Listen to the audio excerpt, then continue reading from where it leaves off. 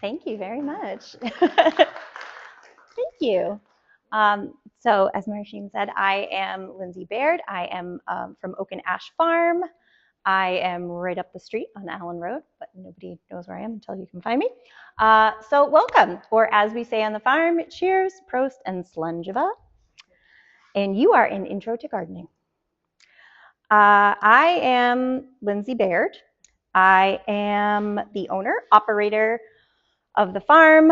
I am a writer. I'm the social media manager, cookbook author, and mom to everything from 3 small children to all of the animals, including a goose, so that makes me Mother Goose. I am in charge of day-to-day operations on the farm, animal care, and the business side of things, and for feeding everyone and everything. First and foremost, I am not an expert. I am an enthusiast. I am a farmer. I am a very hardworking one, but that does not make me a scientist, a doctor, a scholar, a landscaper, or a garden expert, or Martha Stewart.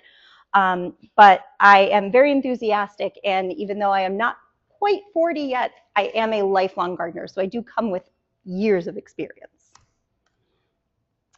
So that's me. I grew up with 2 similar lifelong garden enthusiasts in Sterling, Massachusetts, about an hour from here, on what I would call a typical New England victory garden on a large stretch of pasture that was formerly cow pasture, owned by Mary Had a Little Lamb's father, of all random things.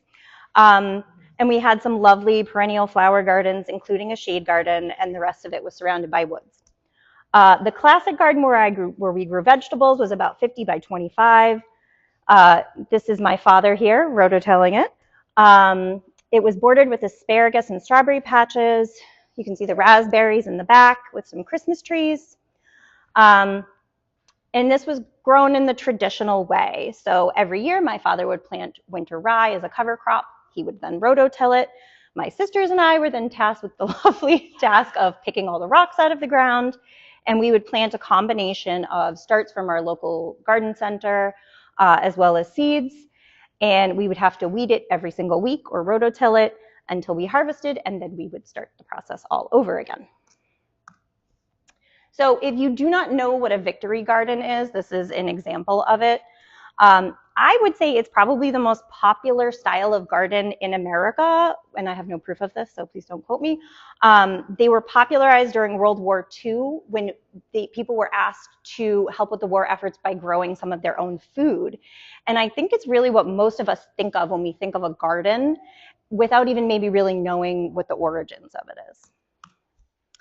So I will give you a caveat to all of this. I own a regenerative farm.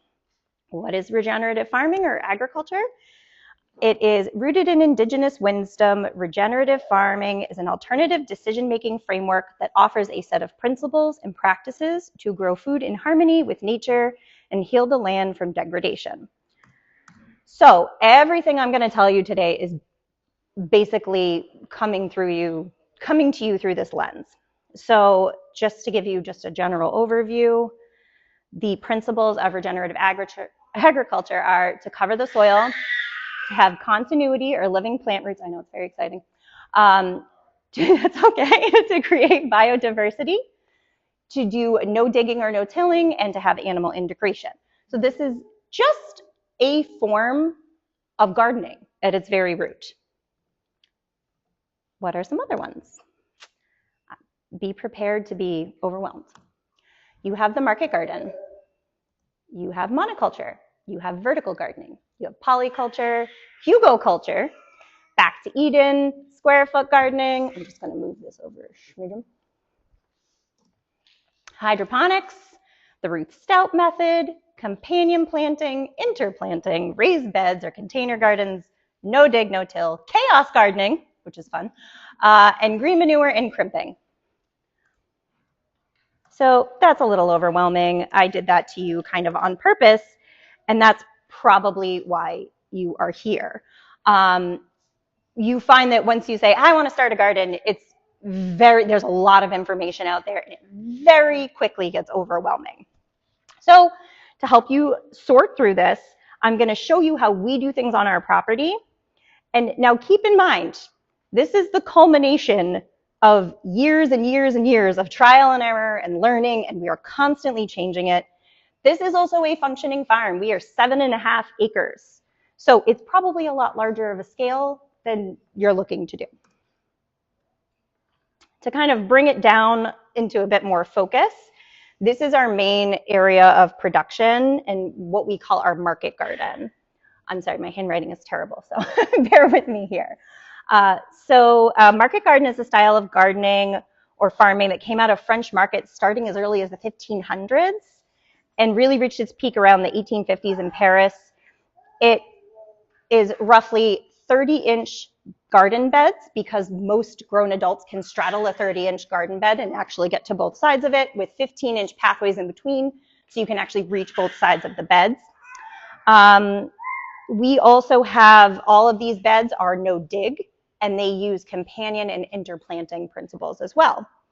We also have raised beds, as well as vertical gardening with a large cucumber tunnel and some additional panel fencing for vertical spacing. We also have covered planting, both with a greenhouse. I have a little tiny greenhouse there, as well as row covers, which help provide protection from pests, as well as extending our growing season. We also have some back to Eden going on in these beds. We use crop rotation, indigenous growing methods like Three Sisters techniques, and that happens over where we have like our squash and our tomatoes, that area. We also have some permaculture and polyculture in our tree rows, and these are a mixture of both perennial crops planted on the contour of our land to slow water from rushing off the property and to help provide additional tiering. And because this is a wooded north slope, so if I didn't do that, all the water would run off my property, and that would be that. So in this one space, you have so many different techniques going on. So now that I've overwhelmed you all. So the very first part of this is to dream big. Hi, Martha. There's a castle garden in France. That is Charles Dowding. If you don't know who that is, he's sort of the godfather of no dig. You have a lovely English garden, and then you have some lovely vegetables. So I really do think this is the most important thing, and probably while you're all here, is you get inspired and you go, I want to garden. And then again, you very quickly get overwhelmed. So we need to take the big dreams that you have for your garden and help plan together. Hold on, I have to catch up here with myself. All right, so you're going to ask yourself the following questions. Where are you? I'll get a little more into this in a second.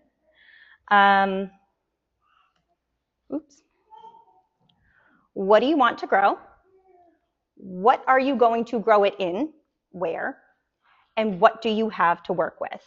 So to give you an example, my farm, as I said, is a forested north slope that has decent elevation. This puts me 2 weeks behind here because I have that much of a climate change. I have like my own little microclimate up there. It also means water tends to run off the property, so I have to form ways to keep it there or collect it. And because I am forested mostly with white pines and a few other deciduous trees, I have layers of forest humus that's on the acidic side from the pines.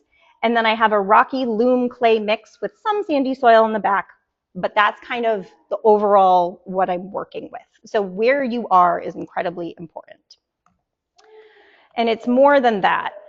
So when I say where, what is your zone? Do this. Where is your garden site and what does it get for light? What is your soil type and what is already growing here? So for example, when we moved into our property, we had wild blueberries growing because we had acidic soil. So I was able to sort of form my garden plans based off of that and what was already there. I did a screenshot of this for zones. The USDA unfortunately just updated the zones because, as you can see, in 2012, Belchertown, so this is a screenshot of their chart, and you can access this on the USDA's resource, in the resource guide, it's the USDA's zoning calculator. So in 2012, we were zone 5B, and as of 2023, we're now zone 6A. good for extending the growing season, but bad for climate change. So this is in your resource guide as well. This is my soil map through the USDA, just to give you an idea. So that's my property, and it gives you, on the side, you can see there's a breakdown, and it tells me what kind of soil I have. So once you know where you are, you can look at your garden styles. And this is really a personal choice. It's really what makes sense for you, what you have for resources, what you have for time, money, everything. It's going to be completely dependent on all of those factors. So this is the classic market garden with no dig. This is Charles Downing again. And I already went over kind of the classic bed layout. Those are 30-inch beds with 15-inch pathways, although he's really looks like he's pushing it there. There's also things like row covers and all of those things, and a lot of those are made for this style of market gardening. So if you're looking to use any particular tools or, again, row covers, things like that, a lot of them are made for this size bed. So just keep that in mind. You can also do raised beds. You can use any material you want. It can be made out of stones or wood or sticks or anything you want. It's a really great thing, especially if you have accessibility issues. You can make them very high off the ground, and it helps contain everything. I will say the one caveat here is I know a lot of people like to use like stock tanks now that have the bottom on them. You're better off getting them without, because then the worms and things from the ground can't come up into the soil. So that's just my. You can do a potager, yeah. A stock tank. So a stock tank, like the big metal, it's like a big metal barrel, but it has a bottom. But then you can't sort of work with the soil that's already there. And again, like all those things can't happen. So you don't like that? I would prefer just sort of a containment on the sides, yeah. On the ground. Yep. Get the worms, yeah. This is a potager. This is my front garden, which is a potager. It's a mixture of vegetables, herbs, flowers, and perennials. So this is like all the things in a very small space. And there's container gardening. This is perfect for small spaces, for renters, or if you just really want low maintenance. My own sister that lives in Colorado, she has her entire patio is covered in container plants, and it's perfect for her. She can maintain it. It's easy for her to deal with. And then when she's done with it at the end of the year, she's done, which is nice. So once you have a handle on what garden style makes sense for you and your property, then you need to think about what the basics of growing are, and it will help you kind of form the rest of your garden. So every single plant, whether it is a tree or a tomato plant or whatever it is, needs the following things: soil, light, water, space, and time. And they're all going to have their own requirements. So when you think about what you want to grow, you need to think about all of those things. Oh, oops. So soil. There are 6 main types of soil, and there are some websites that you can go to that will kind of give you a classification, but again, you can have a mix of these things. You have a loam type soil, which is really kind of your ideal soil. It's usually pH balanced. It has a lot of nutrients in it. The water doesn't run clear out of it. It also doesn't stay stagnant there. So it's a good soil to have. You can have sandy soil, which carrots like, so that's good. You can have clay, which is very thick and heavy. You can have a peat style soil. So if you're near like wetlands, you may have peaty soil, which tends to be very acidic. And then chalky and silty, which aren't really things that you see around here. Soil also has a pH, and you can do some very simple, you can get test strips and mix your soil with water, and that will give you your pH. So the scale for pH ranges from 0 to 14, with acid at the bottom at 0 and alkaline at the top. So alkaline soil is classified as a pH over 7.5. So sulfur and ammonia fertilizer can be added to help make it more acidic. Acidic soil, which I have, is a pH between 5.5 and 6.5, but it can be even stronger than that. So things like lime and dolomite can be added. So most soil is between 3.5 and 10, to just kind of give you, and most plants prefer a neutral pH of 7, so a balanced pH, but that is not always the case. So I'm just going to give you a really quick note on compost here. This is an entirely complex thing, and it honestly could merit it if you do an entire class on it. There are indeed whole books on it. I did include a lot of resources in your resource guide.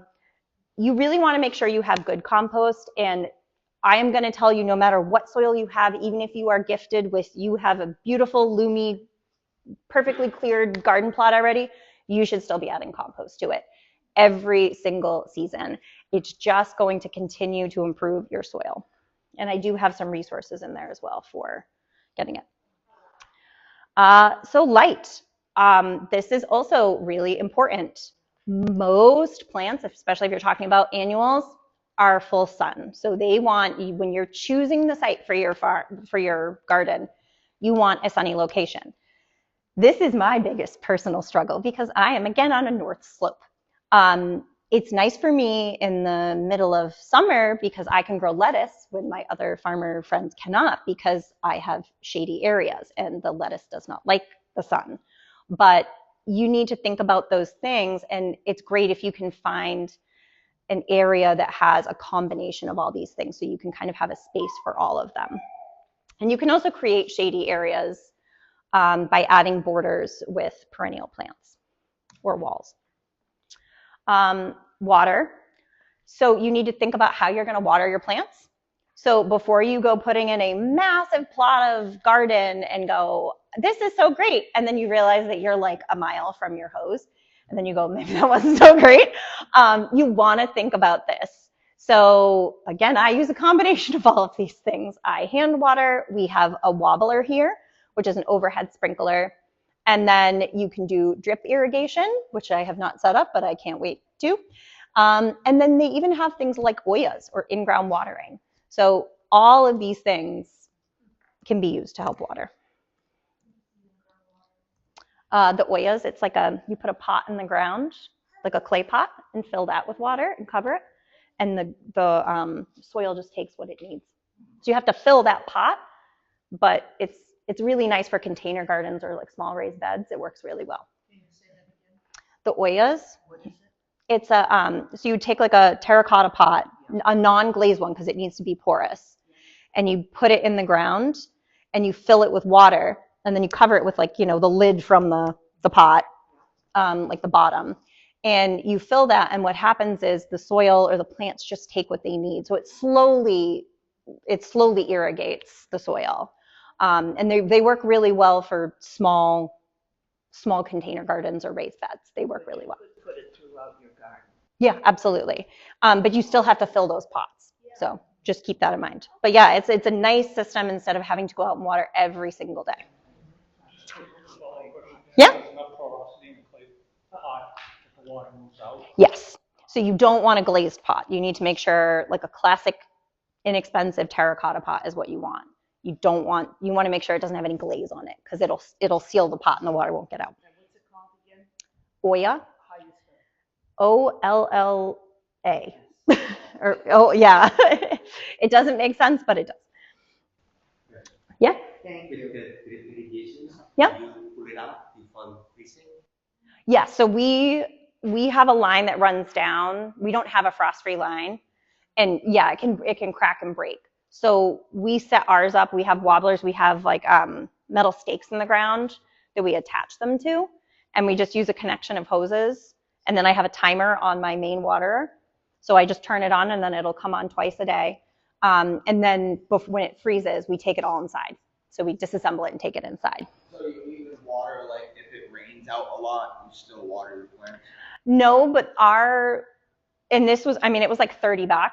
and it's one of the best things I ever got. It's a timer, and it has a water sensor on it, so if it rains, it won't go off. Yeah. So, and again, they're not very expensive. You can get them really pretty easily. So if you have to haul water, that would be the thing to do. Yeah. To help out. Yeah, even if you're going to use a sprinkler, so say you have a garden and you just want to put a sprinkler in the middle of it. I did this with my mom. She has a collection of like 8 raised beds.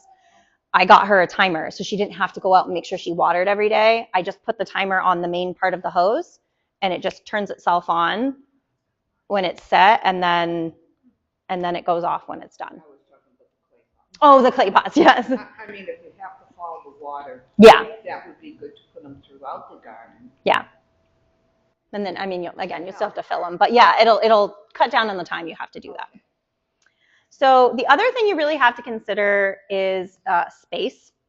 So this is a Three Sisters planting technique. This is a very old indigenous, amazing system. Every single plant requires both above and below ground space. So for example, if you have something like garlic, that is a root, and it is very sensitive to having other things grow around it. Carrots, same thing. If you have really rocky soil like I do, I grow my carrots mostly in containers because my soil is so rocky that the carrots just can't, they just don't grow well. So you have to think about what space it needs below ground for its roots, and then above ground, whether it's vertical, horizontal, or again, root depth and width. So with this, the corn needs a lot of vertical growing space. The squash covers the ground. It needs a ton of horizontal growing space. And then the beans need something to climb up, so they're climbing up the corn. I will plug this all day long because that's my favorite growing system. And time. I would love to grow, say, giant 10-pound watermelons here. That would be great. But unfortunately, our growing season is not long enough. So unless I start that thing in a greenhouse in February with a heat source and a light source, it's just not going to work. So you have to think about those things and how you want to start them. You also want to think about, again, a perennial is going to come back every year, often contingent on a growing zone. I love lemons. I would love to grow a lemon tree here, but we are not in the right growing zone for that. So I have one and I bring it inside every year.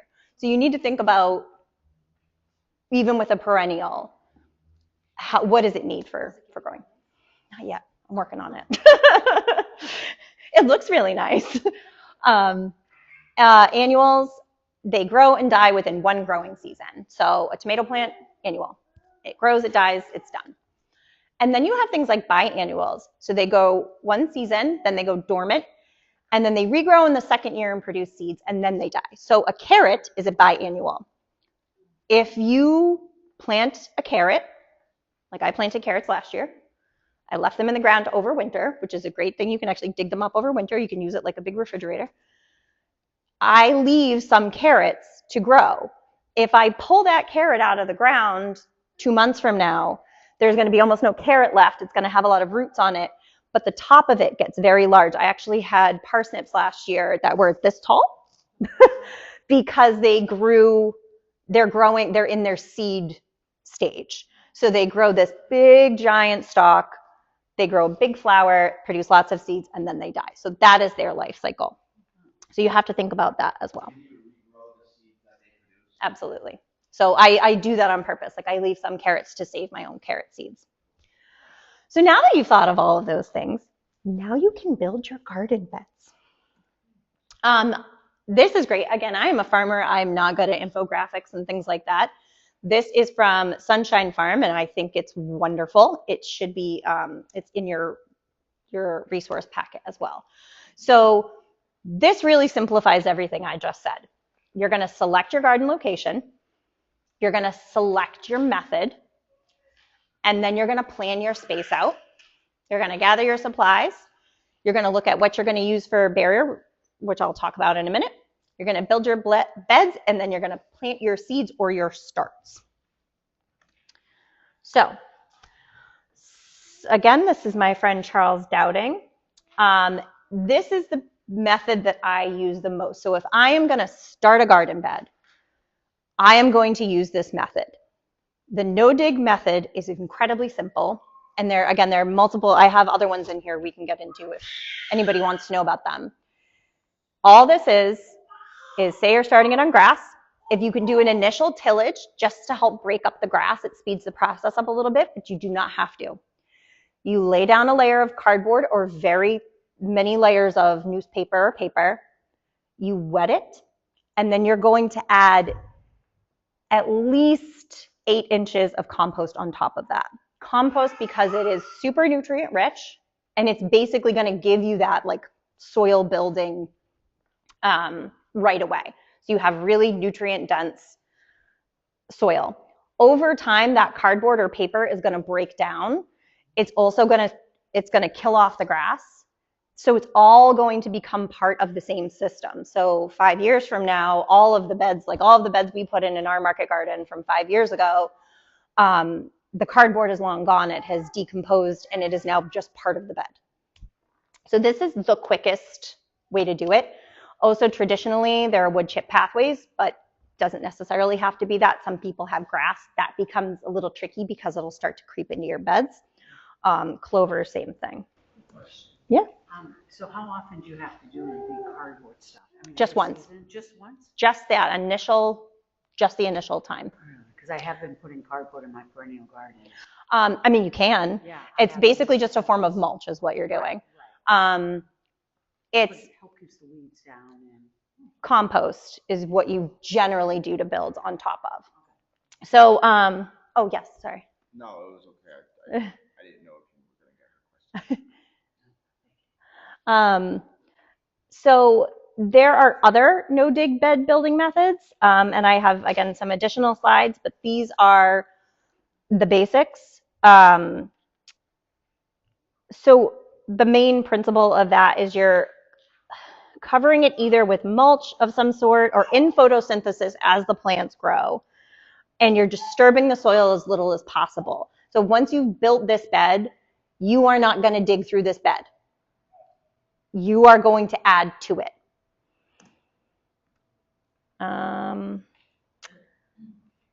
We don't need this slide, sorry. That was out of order. So planting your beds. He has a stick in his hand called a dibbler.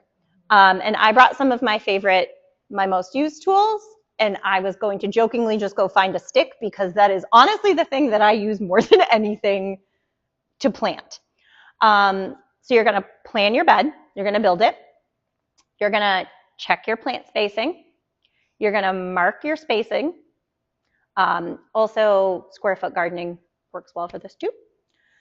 Then you're going to make a hole with a dibbler or by slicing with a sharp spade. I did not bring it, but I have a very long, thin spade that looks almost like a knife.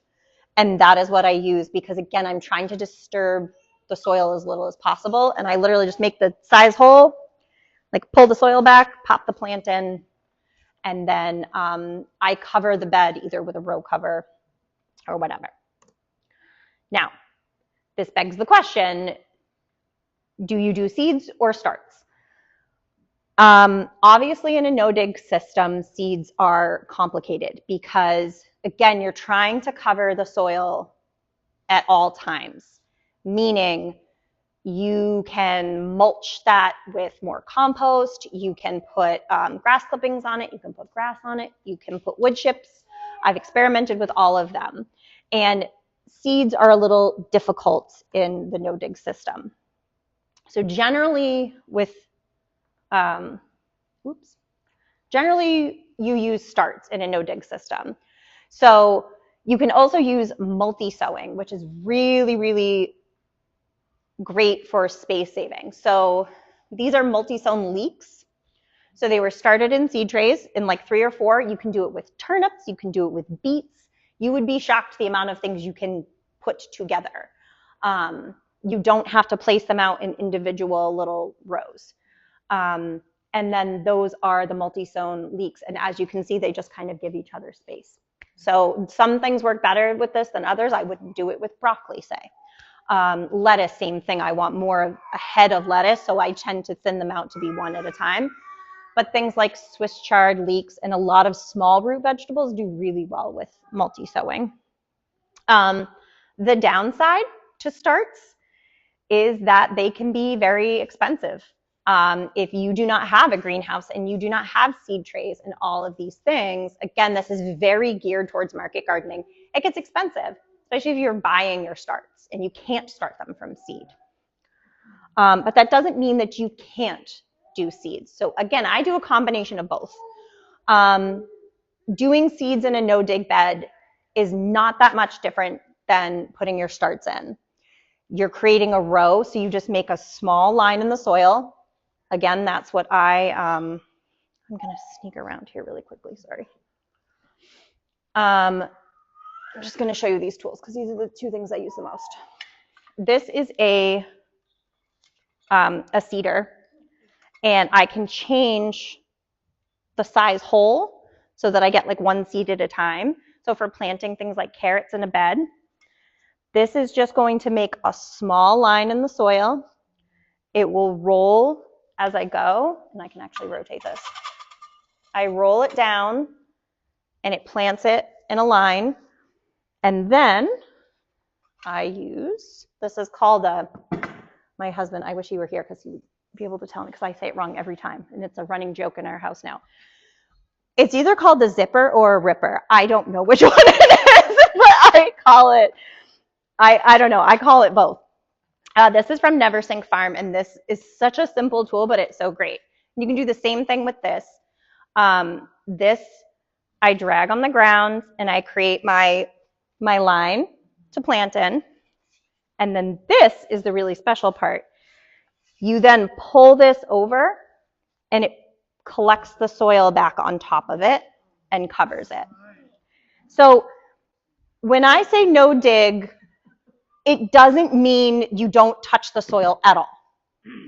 It doesn't mean that, because you're still going to get surface weeds, and you're going to get big weeds. So you can scratch the surface. You're just trying to leave the overall structure of the soil there. So the top inch or two is totally fine to disturb. So whether I'm planting, like once I put my starts in, I use a stirrup hoe and I go through and I weed around. And I just, every few days I go through and I just scratch up the surface. That's it. So that's the most amount of work I do. I do very little weeding. No dig. I mean, why? So because, I wish I had the slide. The reason you do no dig is because you're constantly building the soil.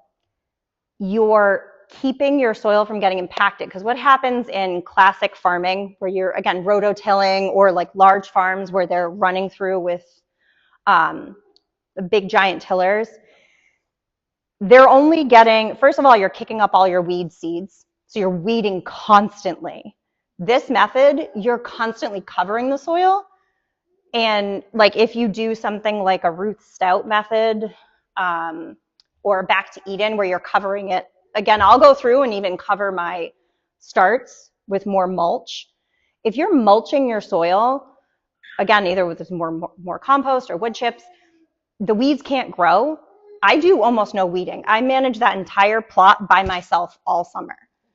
Literally, my husband works all summer long. So that is just me running an entire market garden. I do, again, a little bit of maintenance going through, but the weeds are almost non-existent. As long as you keep up with it. Not disturb the inherent nutrients in the mycorrhizal, I can never say it right, the activity in the soil. And again, I taught an entire class on no dig, so I'm trying to like pull the basics from that. But you're leaving the complex soil structure that's there, and it helps protect all of that incredible network and keeps all the nutrients. It keeps your soil really, really healthy. So you don't have to do as much. It's literally like the laziest form of gardening you can do, because you don't really have to do much. Also, when they're doing, large scale tilling, they're getting those first couple feet, and then it compacts all the soil underneath, and it causes tons of erosion because you've created a hard surface, and then the soil has nothing to hold it down. So when you do no dig, and I'll show you in a second. Oh shoot. So this is the maintenance. Again, the one thing you do is in a no dig only is you use a broad fork. You really don't have to do this much, like you wouldn't do this in a container gardening. This is just a no dig if you did it on top of, say, grass or something. You go through with this broad fork, and that goes really far down, and you're basically just creating, as it says, you're loosening that really deep soil. It doesn't mix the soil layers, you're just aerating it. And it's great for breaking new ground. Do you compost, do you mulch on top of this? On top of that? Yeah. Yes. So every year, and I'll just go to that slide. So, I'll get to that in a second, basically. Okay. So when you're harvesting, and I could not find a good picture or video of this, when I harvest, after I've planted, so I've got my turnips here or whatever, if it's not a root vegetable. So say I'm going to cut my broccoli out of the ground, it's done for the season. I cut it at the baseline of the soil, and I leave the roots. Oh, hi. That's my husband. He knows way more about this than I actually do. When you do that, it gives the roots, it preserves that activity that's all around the root system. It breaks down slowly, so it helps hold the soil, and it helps feed the soil. So it's basically like composting in the soil, and you just plant right next to it. So it doesn't mean that you can't, oh, now I can't plant anything there. You just plant next to it. So what happens the following year? You dig up those roots? Nope. No, never. So the roots always stay in? They stay. You're disturbing the soil as little as possible. It's going to help hold that soil. And then you enjoy your bounty. See, it's just that easy. So these are things that I do to kind of answer your question. So if I'm bed prepping at the start of the season, I'm going to break up that compaction with a broad fork. If it's a no-dig bed, again, if you're in a container garden or you're in a raised bed, not really something you have to worry about. So after planting, I keep the weeds at bay with a stirrup hoe, just scratch a surface scratching. I use hoops and row covers to keep pests and animals out without using pesticides. Again, you can do that even in a raised bed. I harvest by cutting just above the soil, leaving the roots intact, which helps hold the soil in place. I do add amendments such as kelp, seaweed, bone or blood meal, or oyster shells to help deplete nutrients. And then we gently rake and replant. We also, at the end of the season and at the beginning of the season, we add another layer of compost, and that is your mulch. Now, you can mulch with that. You can do it. I've done experiments. I've done it with hay. I have done it with wood chips. Last year, I did it with wood chips. Actually, wood chips out of my chicken coop so that they could actually break down because they've got all that lovely manure in there, and that's what I mulch the top of my beds with. So there are some other no-dig maintenance techniques. So you're adding your new mulch or compost regularly, but always at the beginning and end of the season. You are cover cropping unused beds, and then you're going to terminate those crops by crimping, which is what she's doing there. She just has a board and string, and she's just going over and crimping it. Or you can cover it. So you can put silage, tarps, or cardboard, again, just to kill that photosynthesis on that cover crop. And that is creating new, essentially fresh green manure, and you can just you can replant right into that. And then we re-chip the pathways every year. So that's just, again, specifically a no-dig thing. And we're kind of at the point now where I am just going through additional parts of gardening.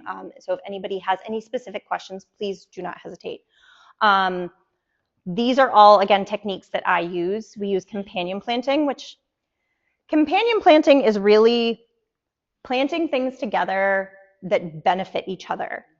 But really, this is also intercropping, meaning we're planting multiple crops together that do well together. That way, you're going to get the maximum yield out of something, and you're going to get added benefits.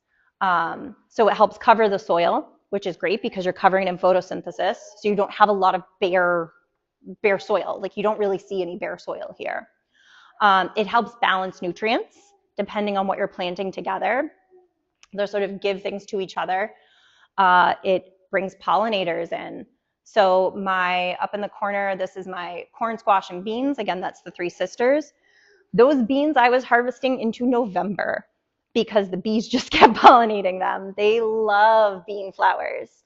So it helps bring in a lot of those things. And I plant a lot of flowers and herbs in with my vegetables because I can enjoy them, but then also they're bringing in pollinators. So it has multiple benefits.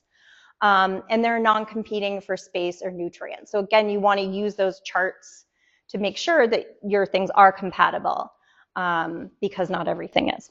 Now, the three sisters, Mm-hmm. I'm intrigued, but Yeah. how many of those do you need, like? So there's a couple different techniques you can look up online. Some of them are in like grids. The most common one is, so say you had a mound of soil or in a square foot. You would do, I think it's 4 corn. You let that grow up. Then you plant your beans. Then you let that grow up. And then you do 2 squash plants because you kind of do them in either corner. I had the first year I did it, I didn't let the corn grow first. So the beans were like pulling down my corn plants because they hadn't gotten big enough and structural enough to really hold the beans up there. But it's an incredible way to grow a lot of food in a super small space. But there are different sort of planting grids you can use. And I think just depending on which tribe, they have different techniques, which is really great. This is also just for your consideration, some perennial plants to consider you can put in your vegetable garden. So in the top right corner, that is my favorite thing I have ever grown. That is wild arugula. It's not technically a perennial, but it reseeds itself every year. It has reseeded itself all over my garden and I let it go. The more you harvest it, the more it grows, and it's delicious. It also produces these little yellow flowers that the bees also love. It's in the brassica family, actually. They're very similar to like radish flowers. It's a really great thing to throw in that you can eat. You have asparagus, you have sorrel, sunchokes, which do get very large. We don't have those on our property yet. They have sea kale, and you can overwinter your kale if you cover it. So we have kale right now in our greenhouse that's from last year, and it's regrowing right now. Same with Swiss chard. If you give it a little bit of protection, it'll come back. Ramps or wild garlic, which take a little while to get established, but once you do, they're great. Walking onions. They grow up here? Yep. They're a West Yeah. Virginia crop, as far as I know. So. Oh yeah, no, they grow. Yeah, we have them down in our woods. We planted them. You find them where there's like maples growing. You'll find them in the woods out Yeah. here. Ramps, yeah. And you can get them as starts and you plant them in the woods. They're a woodland crop, so that's something you would plant in the woods. Walking onions, which literally will bend down and reseed themselves and walk right out of your garden. Rhubarb, which we love, and it's a great understory if you have any orchard trees. There's also lovage, and then you can plant ferns for fiddleheads.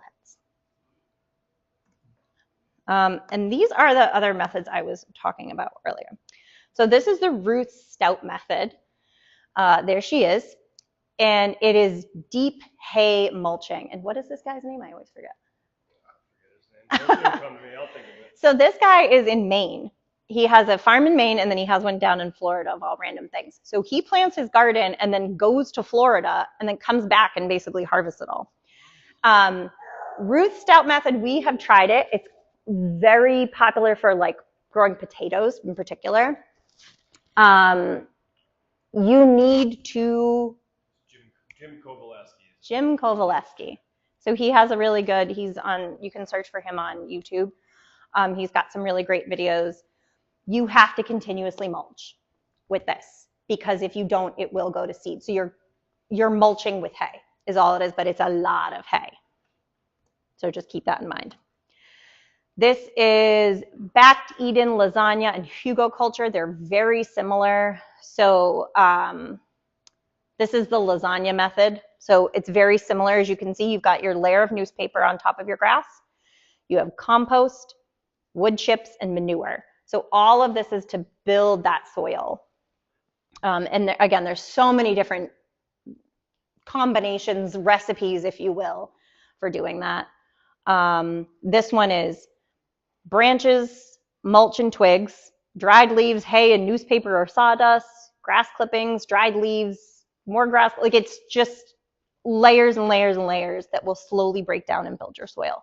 So again, if you're filling something like a raised bed and you've got all that space you need to fill, it's going to get very expensive very quickly if you're going to fill that whole thing with compost. So you may want to look at something like this to establish a new bed. Those metal Yep. beds, and I put cardboard, Mm-hmm. branches, Yep. and And then the soil.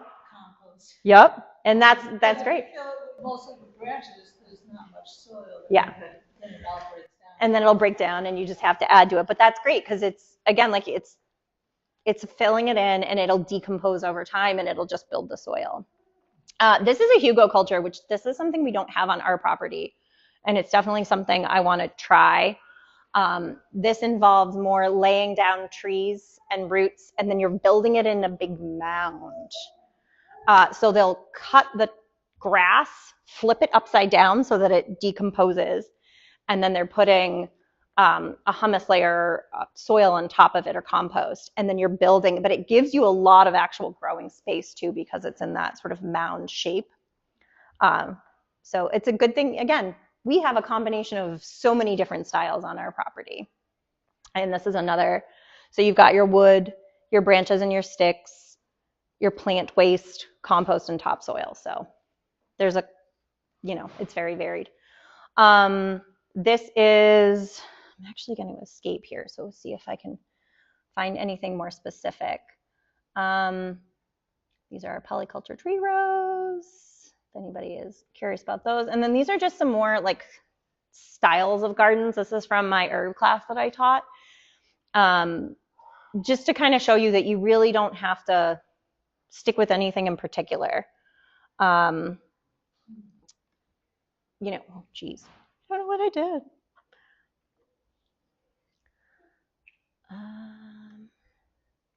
So like this is an herb garden structure, but this is actually what we use for our potager design, which is that front garden that has a mix of everything. Are there any specific questions? I knew I threw a lot of things at you. And hopefully this gives you the, gotta go back to our property up here just to show you again that like we've tried all the different things. It can be as simple or as complicated as you make it. But this is years and years of putting all of the different things together, and they're all great. Just gotta start. I do, and I also use wool. Wool also makes a great mulch. There are people, if you have sheep, a lot of times they have to spend more money to get the wool processed than it's worth. So I was able to just get some wool and I helped make my soil blocks up here. And you can also use it as mulch. So this has coconut coir. These are... Is it just all coconut or do you mix it? No, I mix it. I get... Coast of Maine makes a really nice seed starting mix, but you can also just use your own compost. So this is a soil block. They have soil blockers. I didn't bring mine. But you basically mix your compost and your wool or coconut coir to the consistency of peanut butter, and you punch this thing into it, and it pops out these little blocks. And this is actually 2 blocks. So these are all eggplant. I'm trying to find one where you can really see without popping it out too much. So I started these from seed in the beginning of March, and there's this little block that I started them in for really tiny seeds. And then I can go a size up, and then they make one that's even bigger. It's a 4-inch one. So these are really great because, again, once you start getting into starting your own seeds and you have seed trays, they're expensive. It's a lot of plastic. This is really nice because all you need is something to hold them in, and you can make your own. You can make your own seed containers. Yeah, you can make your own box. Yep. What is the state of local ordinance for collecting rainwater? So currently, we do not have anything for that. We only have, so like those tree rows here are on contour that helps slow the water down. I will literally take buckets and put them on the edge of our market garden shed, line them up so every time it rains, I collect water anytime that it rains, and it's a silly little system, but it works really well. I water our chickens with that water. I water the greenhouse with it. So I use that as much as possible. But anything in that realm is good. Like the big rain barrels you can get at the end of the property. We're hoping to eventually put a pond in to collect kind of over in this area, because again, otherwise the water just runs off of our property. But anything you can do to collect rainwater, even if it's just buckets and you stick it on. Not our roof. Ours are all of our gutters he dug them into the ground and to direct it off the property. But this market garden shed and our winter chicken coop have just metal roofs. So I literally line buckets right up, and I haven't had to pour water for the chickens in a couple of days because it's been raining so much. So, and I'll take it and dump it in my greenhouse. So I fill it into my watering cans and do that. So it works out really well. And then we have our line runs from here. It's underground, and then we have a riser here and here. But one of the other things why you want to, what's the word I'm looking for? Mulch.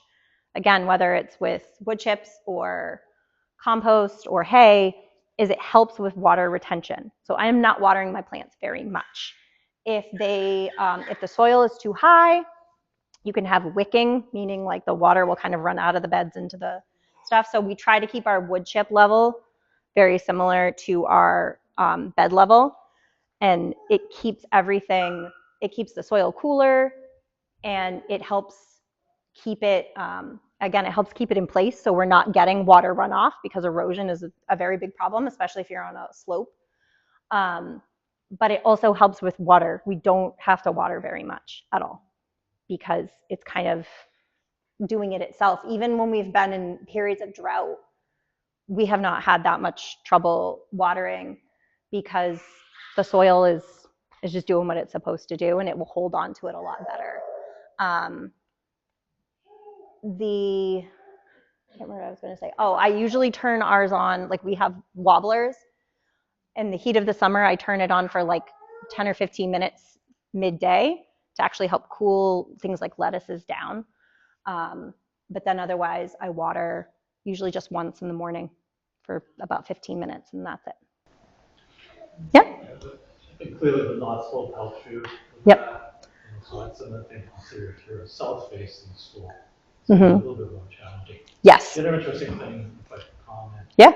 is just remembering your soil map there, in terms of the major soils. Those alone, but they're on the sandy side of them. Yep. The fact that you don't have to water that much is impressive, yeah. It's funny, we have areas where we'll dig down and it's more clay-like, but then there's literally a sand pit across the street from us. So there's a lot of variety even within like our property. Again, most of it, like when we cleared these tree rows, it was forest humus. So it's like very light, airy, almost peaty-like.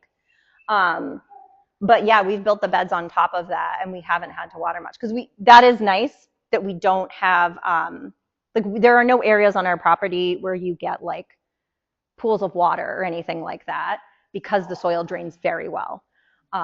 But because we keep the mulch up so well, we really don't have to water very much. Anybody else? Do you have a compost bin? We have multiple compost heaps that we're trying to close the loop on our own compost. We have to deal with our dogs we have a little tiny beagle who manages to get up over the pallets and gets into, I don't know how she can barely walk and yet she manages to get up into the compost. So we're looking at closing that system off. And the chickens are also great for that because they help turn the compost. We give them everything. And stuff like that. I should be adding other stuff to it too, right? To your compost. Again, this is it could almost be its own class, compost building, and I know like the basics of it. You can add other things to it, but you have to have a hot compost, and you have to have like a good balance. Otherwise, you can get like bad bacteria. If you have a slow compost and then you add something in there, like an animal, yeah, vegetables, and you do. So you need a good combination when you're building compost of like browns and greens. So you want like the living things like, vegetable scraps and stuff like that. But then you also want to make sure you're adding in wood chips or leaves or things like that are dry that can kind of help build it. Yeah. Could you go up again about weeding? Yep. How to avoid it?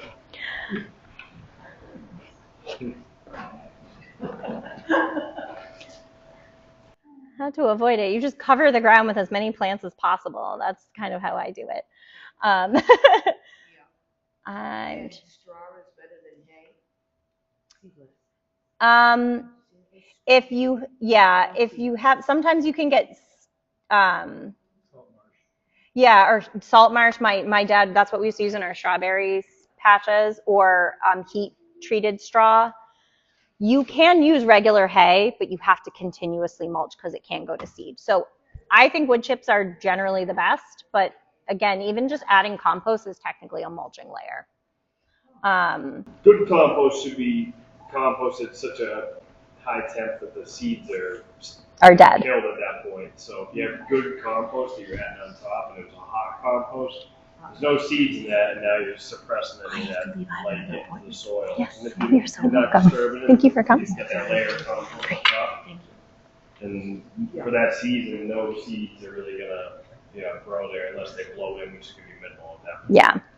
If you have a compost, I have a compost bin with color. Yep. All the stuff up on top is like all your veggies and stuff, and all the good stuff's on the bottom. Yep.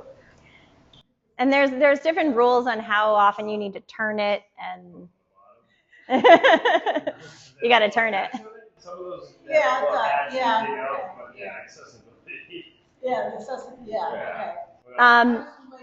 There are some things in the resource guide. I highly recommend Charles Dowding's YouTube channel. He has straight from the beginning on how to build no dig beds. And he's got whole sections on compost. He has a huge 3-bay composting like system that he flips through and rotates. But again, we buy, as of right now, we're buying our compost. We are building it, but we can probably use it this year. We have a lot of it. Right, It's better to plant your plants closer together to avoid the. Right. Well, or like with intercropping. So, yeah. So you need to look at the spacing on a plant. Like it will tell you again, like you don't want to say like plant broccoli like 6 inches apart and then have it crowd itself out. Yeah. But you can plant, I think it's further down.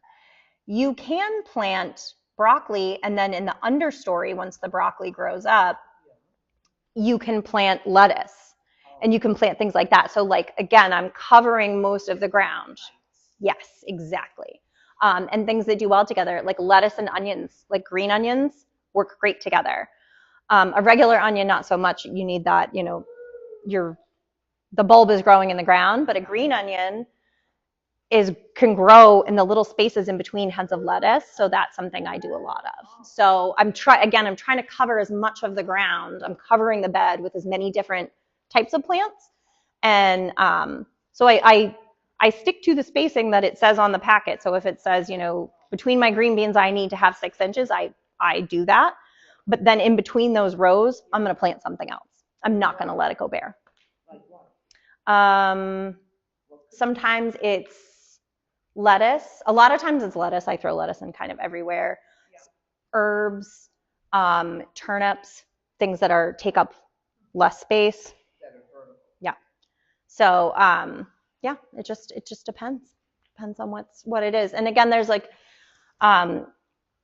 Charles Dowding's YouTube channel is great. He has tons and tons of videos on these things. So he's more the expert. Welcome. Yeah.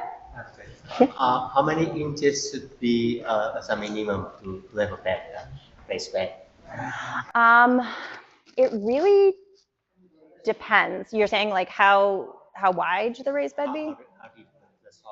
Oh, so if you're building a no dig bed, it's minimum 8 inches, right? Yeah. I think it's 8 inches. Yeah. And you want to push it down. You don't want too much air in it, but you also don't want to like compact it down, but you want a good 8 inches of soil. So, great. Thank you. Thank you, everyone.